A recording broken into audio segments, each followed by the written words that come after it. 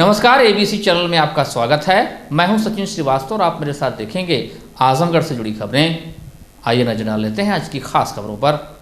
खबर के प्रायोजक हैं GD global school, Kartarpur, Azamgarh. Admission open for new session. Nursery to classes 9 and 11। Sai international school, Pura Pande, Bhaduli Bazar, Azamgarh. Affiliated to ICSI New Delhi. Admission open for new session. Nursery to class 9 and 11। Vedanta school of nursing and paramedical science, Lachhirampur, Azamgarh. QCI rating में A श्रेणी प्राप्त कर बना मंडल का पहला institute. और lifestyle furniture, बेलानाडी, Azamgarh. सदर तहसील में तैनात नायब तहसीलदार हनी ट्रैप के शिकार हो गए हैं। इसको लेकर CBI ऑफिसर के नाम से फोन आने पर नायब तहसीलदार ने शहर कोतवाली में IT एक्ट में मुकदमा दर्ज कराया है। पुलिस जांच में जुटी है।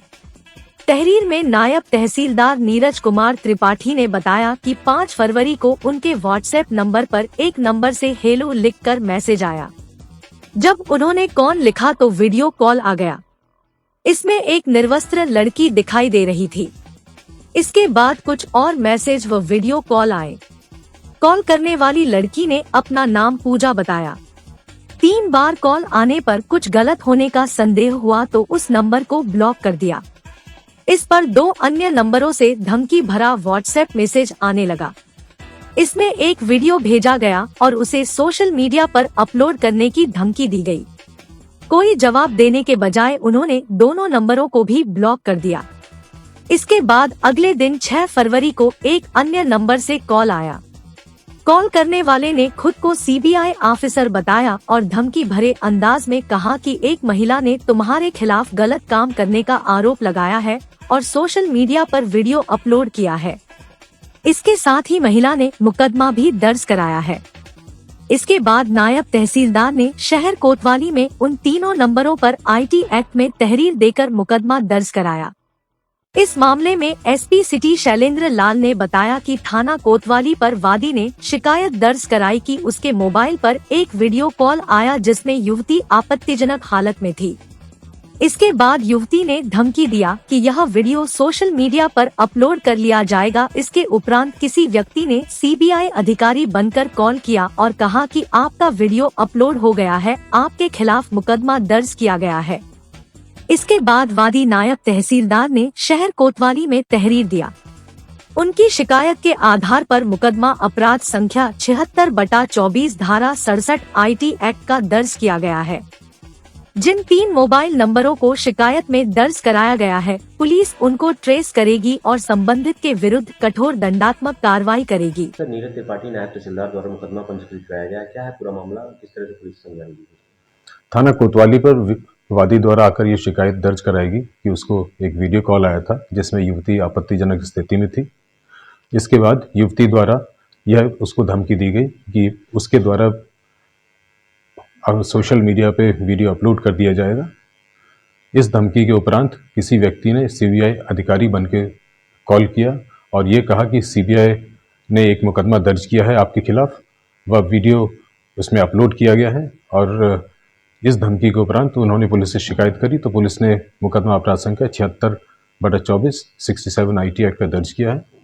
3 नंबरों के खिलाफ पुलिस शीघ्र ही इन जिस लोगों ने वीडियो कॉल किया था और जिन्होंने कॉल किया था CBI अधिकारी बनके, इनको ट्रेस करेगी और इनके विरुद्ध कठोर दंडात्मक कार्रवाई पुलिस के द्वारा की जाएगी। आजमगढ़ शहर कोतवाली क्षेत्र के ब्रह्मस्थान मोहल्ले में बीती रात कुत्ता खरीदने बेचने के विवाद में एक युवक को चाकू से वार कर व मारपीट कर घायल कर दिया गया।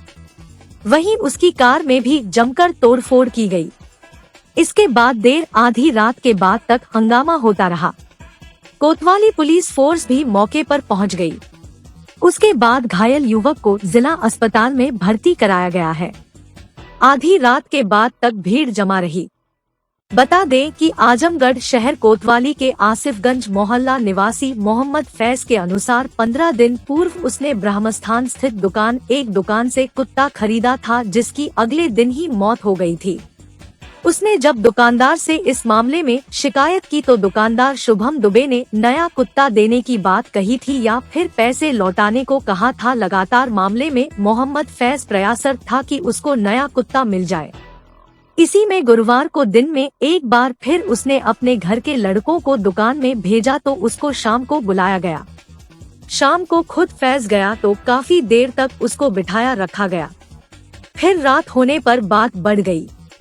मोहम्मद फैज के अनुसार शुभम की बहन ने उसके ऊपर चाकू से हमला कर दिया और उसके बाद अन्य लोग भी वहां जो मौजूद थे उसको मारपीट दिए। इसके बाद उसकी कार भी क्षतिग्रस्त कर दिए।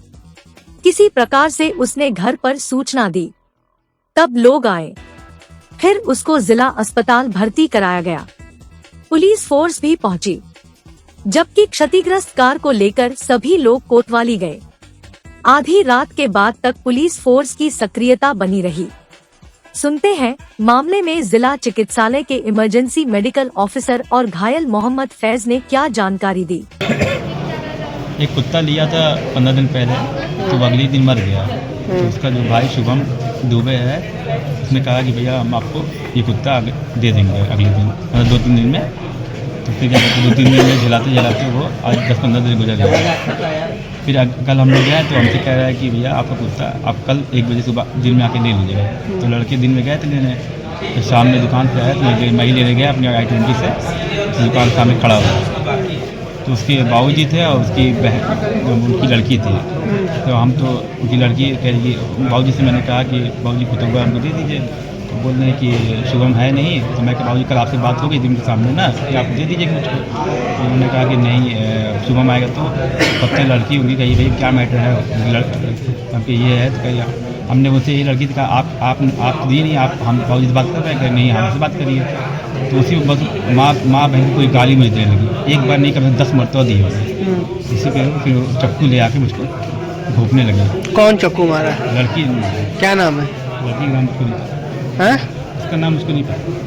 अच्छा, मतलब परिचित के और लोग नहीं थे यहाँ पे? हाँ, और सब घर वाले सब थे ना, सब लोग मारा है, परिवार सब। तो कौन कौन मारा है, कहाँ के रहने वाले? सब वही बरमास खान के रहने वाले।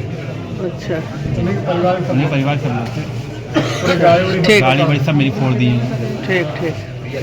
प्रिया दुबे नाम है उनका, और उनके भाई का नाम है शुभम और शिवम। आपका क्या नाम है? मोहम्मद फैज। कहाँ रह के रहने वाले हैं? जामा मस्जिद के आसिफगंज। एक अभी पेशेंट आया मोहम्मद फैज करके, उन्हें एडमिट कर दिया गया है। बाकी कंडीशन स्टेबल ही है, बाकी इलाज चल रहा है अभी। बाकी पेशेंट ठीक एडमिट हो। कोई दिक्कत उसमें नहीं, मतलब खतरे नहीं, अभी तो खतरे से बाहर ही लग रहा है। देखने के बाद बाकी सर्जन को रिफर कर दिया गया, सर्जन आके देख के फिर जो होगा वो इलाज उसका चलेगा। इस मामले में वादी मुकदमा मोहम्मद फैज निवासी आसिफगंज थाना कोतवाली की तहरीर पर पुलिस ने मुकदमा दर्ज कर शिवम दुबे पुत्र जगदम्बा दुबे उम्र 21 वर्ष और प्रिया दुबे पुत्री जगदम्बा दुबे उम्र 30 वर्ष निवासी आराजी बाग थाना कोतवाली को शुक्रवार सुबह उनके घर आराजी बाग से गिरफ्तार कर लिया। इनके पास से एक कैंची व एक चाकू बरामद किया। आजमगढ़ गोरखपुर मार्ग पर मुबारकपुर थाना क्षेत्र के गुलूर बाजार में गुरुवार की रात में रोड किनारे एक तिलक कार्यक्रम में एक अनियंत्रित बोलेरो गाड़ी घुस गई, जिसकी चपेट में आने से 17 लोग घायल हो गए। घायलों को जिला अस्पताल समेत विभिन्न अस्पतालों में भर्ती कराया गया है। गुलूर बाजार निवासी राजेश विश्वकर्मा के घर तिलक समारोह था। सड़क किनारे ही कार्यक्रम आयोजित था। इसी दौरान आजमगढ़ की तरफ से आ रही बोलेरो गाड़ी अनियंत्रित होकर कार्यक्रम स्थल में ही घुस गई, जिससे करीब 17 लोग वाहन की चपेट में आकर गंभीर रूप से घायल हो गए। घायलों को आनन फानन जिला अस्पताल और निजी अस्पताल में भर्ती कराया गया। घटना के बाद वाहन चालक मौके से फरार हो गया। कई घायलों की हालत गंभीर बताई जा रही है। घायलों में 25 वर्षीय सचिन, 22 वर्षीय विशाल, 18 वर्ष के अमन, 25 वर्षीय दयाराम, 26 वर्षीय पंकज पाल, 27 वर्षीय अर्पित मौर्य, मोनू, अखिलेश, शुभम, बहफूर, चंदन, रोहित, नागेंद्र, प्रमोद, अजय, इंद्रजीत, रविंद्र शामिल है। घटना के बाद सभी घायल जिला अस्पताल लाए गए, जिसमें आधे बेहोशी की हालात में थे। एक साथ दर्जन पर घायलों के पहुंचने से अस्पताल की इमरजेंसी में भी अफरा-तफरी मच गई थी। आनन फानन में अस्पताल प्रशासन ने कई डॉक्टरों व स्टाफ को भी बुलाया। आधी रात के बाद तक अस्पताल में अफरा-तफरी का माहौल था।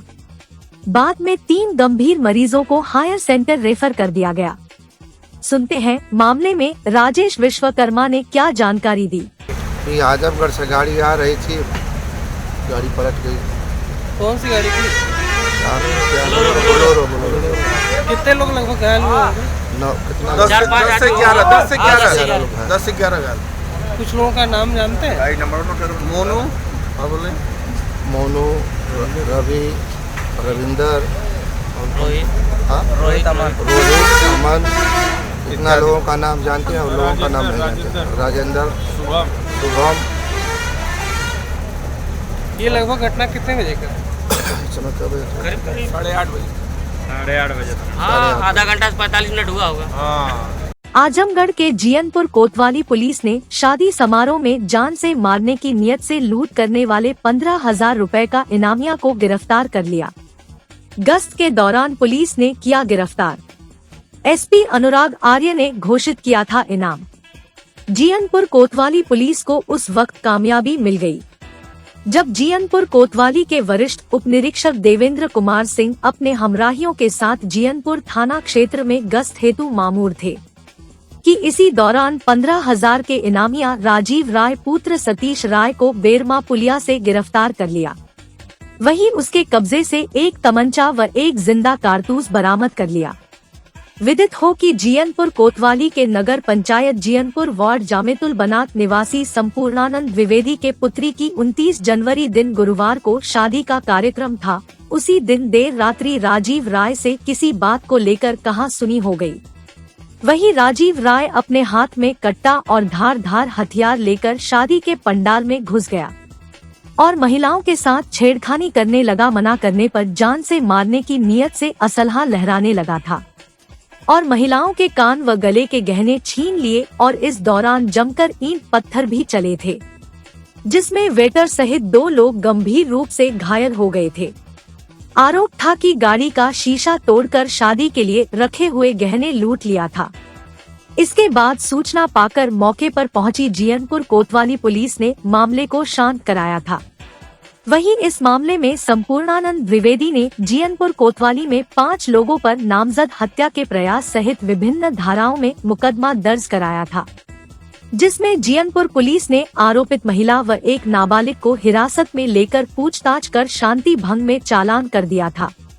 वहीं असलहा लहराने के आरोपित राजीव राय फरार चल रहा था, जिसके ऊपर जियनपुर कोतवाली प्रभारी विवेक पांडे की रिपोर्ट के आधार पर पुलिस अधीक्षक अनुराग आर्य ने 15,000 रुपए का इनाम घोषित किया था। वहीं आज जियनपुर कोतवाली के वरिष्ठ उप निरीक्षक देवेंद्र सिंह ने राजीव राय को बेरमा पुलिया से अवैध तमंचा व जिंदा कारतूस के साथ गिरफ्तार कर लिया।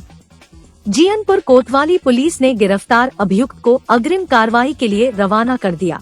आजमगढ़ में मंडली जिला चिकित्सालय में कई बार लापरवाही और असंवेदनशीलता को लेकर सवाल खड़े होते रहे हैं। गोरखपुर से अपने पैर में लगे स्टील के रॉड को निकलवाने के लिए आए युवक को अस्पताल के कर्मचारियों ने उपलब्ध होने के बाद व्हील चेयर नहीं दिया। युवक डॉक्टर से मिलने के लिए अस्पताल में परिसर में एक पैर पर ही चलने को मजबूर हुआ। कर्मचारियों से व्हील चेयर मांगा गया तो उन्होंने हाथ खड़े कर दिए। बता दें कि गोरखपुर जनपद के बढ़हलगंज थाना क्षेत्र का निवासी 32 वर्षीय मुन्ना चौहान पुत्र अच्छेलाल चौहान को करीब 1.5 माह पूर्व एक पैर में दिक्कत होने पर बढ़हलगंज चिकित्सालय से आजमगढ़ मंडलीय जिला चिकित्सालय रेफर किया गया था। यहां पर उसके पैर का ऑपरेशन कर स्टील का रॉड लगाया गया था। कई दिन यहां भर्ती रहा। अब स्टील का रॉड निकलवाने शुक्रवार को आया था तो एक पैर पर दौड़ भाग करने को मजबूर होना पड़ा। सुनते हैं पीड़ित ने क्या जानकारी दी। और ऑपरेशन कराने रॉड निकालने का पैर का। अच्छा, तो अभी क्या दिक्कत हुई है? जा नहीं पा रहे हैं? अभी पैर चल रहे हैं तो पैर दर्द कर रहा है। व्हील चेयर नहीं मिल पा रही है? क्या कर रहे हैं लोग? पैदल जाने को दिक्कत हो रही, तो चल नहीं पा रहे हैं। दुख रहा है। नाम क्या आपका? मुन्ना चौहान। उम्र होगा 32। पिता का नाम? अच्छेलाल चौहान। और कहाँ के रहने वाले हैं? गोरखपुर। गोरखपुर जिले से। यहाँ क्यों आए हैं आजमगढ़? पहले आए थे इसी में। अच्छा। आजमगढ़ मऊ रोड पर जयरामपुर के पास एक 4 पहिया वाहन का अचानक टायर फट गया। टायर फटने के बाद 4 पहिया वाहन अनियंत्रित हो गई और सड़क के किनारे एक घर में घुस गई, जिसकी चपेट में एक गाय के आ जाने से उसे मामूली चोट आई है। जानकारी के मुताबिक मऊ जनपद के मोहम्मदाबाद थाना क्षेत्र के रहने वाले रवि श्रीवास्तव आजमगढ़ किसी काम से जा रहे थे। तभी मऊ आजमगढ़ रोड पर जयरामपुर के पास उनकी कार का टायर अचानक से फट गया। इस दौरान वाहन में सवार ड्राइवर सहित 2 लोगों को कोई नुकसान नहीं पहुंचा, लेकिन गाड़ी का अगला हिस्सा पूरे तरीके से क्षतिग्रस्त हो गया, जिसके बाद इस तरह की घटना हुई। मौके पर पहुंची स्थानीय पुलिस ने घटना के बारे में विस्तार से जानकारी ली और वहां पर मौजूद भीड़ को समझा बुझाकर मामले को शांत करवाया। आइए सुनते हैं वाहन मालिक ने क्या कुछ जानकारी दी। मोहम्मदाबाद से आजमगढ़ जा रहे थे, अचानक टायर फट गया, गाड़ी डिस्बैलेंस हो गई, जो है रुकते रुकी है, जो है ऊपर लग गया है, गाड़ी का नुकसान हो गया, जो है एक गाय घायल हो गई है, उसका इलाज कराया जा रहा है। कहाँ से आप जा रहे थे? मोहम्मदाबाद से आजमगढ़ जा रहे थे।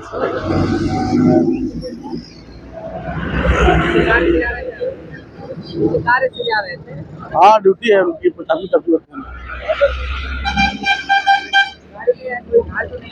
नहीं कोई नुकसान हुआ।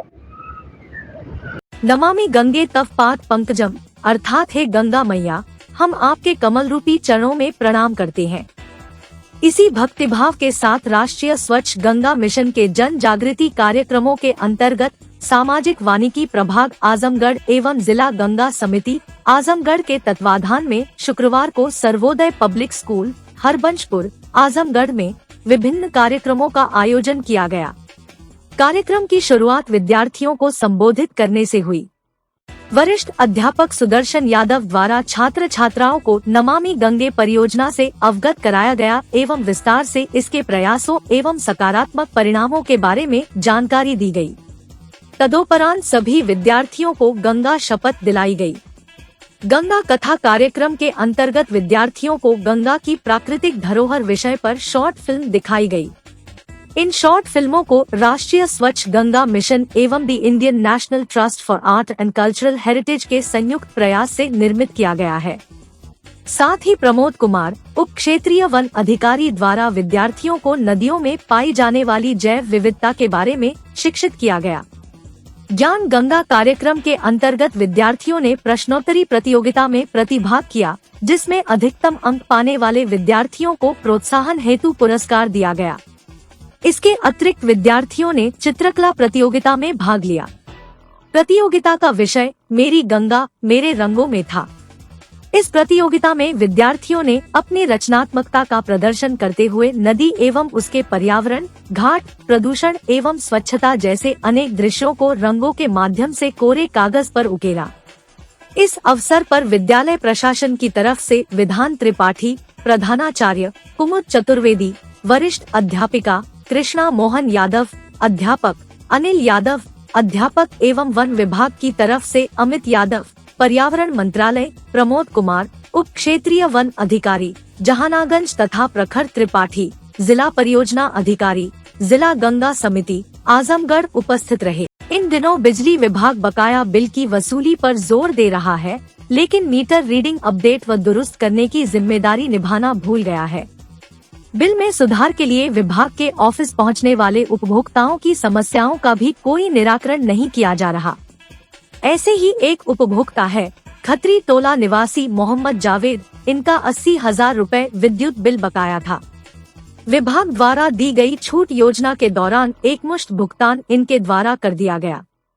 भुगतान किए करीब 6 माह हो गए, लेकिन विभाग ने आज तक इनके मीटर को होल्ड पर रखा हुआ है। पिछले 4 से 5 महीनों से ये विभाग के चक्कर काट रहे हैं। काम बस इतना हो रहा है कि बाबूजी तक और जेई बाबू तक के फेरे इन्हें लगा रहे हैं। हमारा मामला ये है कि इससे पहले जो है बकाया था, तो बकाया राशि को जो है पूरा पेड करके जमा कर दिए हैं। 4-5 महीना हो गया, तो अभी तक से जो है कि रीडिंग नहीं निकल रहा है। ठीक है, जेई साहब से कई बार हमने कह चुका है, फ़ोन भी कर चुके हैं, ना जाने कितने मरतबा हम दौड़ भी चुके हैं, ठीक है, अभी तक जो है कि ये मीटर को लॉक किया गया है। बिजली विभाग के अधिकारी क्या कर रहे हैं? बिजली विभाग के अधिकारी जो है सिर्फ दौड़ा रहे हैं, कल आइए आ जाइए, कई बार हमने हैंडल भी गया है। कितने दिन से आप ये समस्या को झेल रहे हैं? अरे ये तो लगभग हम साल 1.5 साल से झेल रहे हैं। उसके बाद हमने जो है कि पूरा बकाया राशि जमा कराया। कितना जब बाकी था? बाकी था तकरीबन 80-80 हज़ार के आसपास। तो क्या एक साथ ही पूरा जमा किए? जी, एक साथ जो छूट आया था, हाँ। उसमें जो भी हुआ था, हाँ। पूरा एक साथ जमा किए थे। तो अब क्या दिक्कतें आ रही है? अब दिक्कत ये है कि मीटर को होल्ड किया गया है 4-5 महीने से। अधिकारी से पूछे नहीं होल्ड करने का क्या वजह है? कोई रीज़न बता नहीं रहे हैं। वो जेई साहब कह रहे हैं SDO साहब से मिलिए, बड़े बाबू से मिलिए, वो कह रहे हैं जेई से मिलिए, फिर कभी वहाँ भेज रहे हैं जहाँ पैसा जमा होता है। कितने दिन से आप भटक रहे हैं? 4 महीने से इस समय लगातार भटक रहे हैं। क्या चाहते हैं? हम चाह रहे हैं कि इसका संशोधन हो। साई इंटरनेशनल स्कूल पूरा पांडे निकट RTO office Bhadli Bazar Azamgarh. ICSE board new Delhi से मान्यता प्राप्त। प्रत्येक क्लास में स्मार्ट क्लास की व्यवस्था, सुव्यवस्थित साइंस और कंप्यूटर लैब्स, इंडोर और आउटडोर स्पोर्ट्स फैसिलिटीज, पूरे सिटी में वाहन की सुविधा। Admission open for new session nursery to class 9 and 11। Sai international school Pura Pande निकट RTO ऑफिस भदली बाजार आजमगढ़।